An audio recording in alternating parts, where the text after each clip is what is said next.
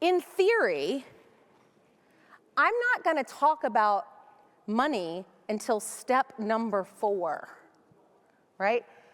We're going to do some bonding and rapport. We're going to set an agreement about what decision we're making today, how this conversation is going to go. And I'm only going to talk about investment within the context of pain. So based on what I know about your problem, here's how much I think you probably have to invest in order to get the solution solved. That's my starting place 10 out of 10 times. But reality sets in often, and we have buyers say to us, listen, I don't want to waste your time. We're trying to figure out whether or not this would even be feasible. Can you give us a ballpark, right?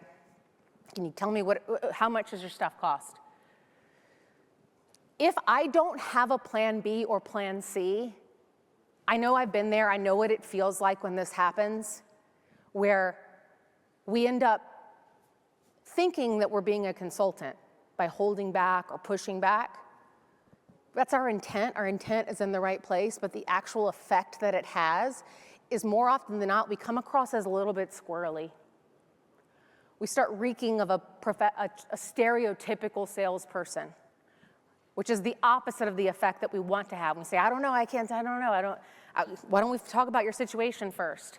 And those walls that our prospects have automatically just continue to grow, right? They reinforce them. They keep their cards extra close to the chest.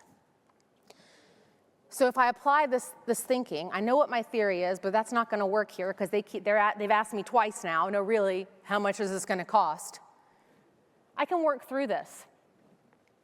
I do have talk tracks that everything that I'm going to share here today, you can use the QR code and you'll hear me saying them again. So use that, it'll be in the slides afterwards. But the first thing I want to do is set an expectation that we'll discuss pricing after a pain conversation. But if that didn't work, my next pass might be something like this. I appreciate wanting to know, I would too. The reality is, I don't know enough about your situation to know if we can even help you or if we could, where we might begin. We sell 20 different products. If you can tell me just a little bit about what you've got going on, I can give you a pretty big ballpark, and then we could go from there if it makes sense. That might be my next pass, maybe, to gently push back.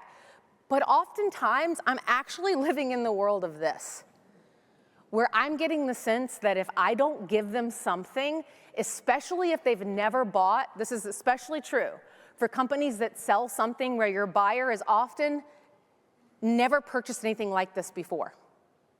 The Sandler Summit returns to the Orlando World Center Marriott on April 2nd and 3rd of 2025. Don't miss out on the premier sales and leadership event of the year. Reserve your seat now at sandler.com/summit.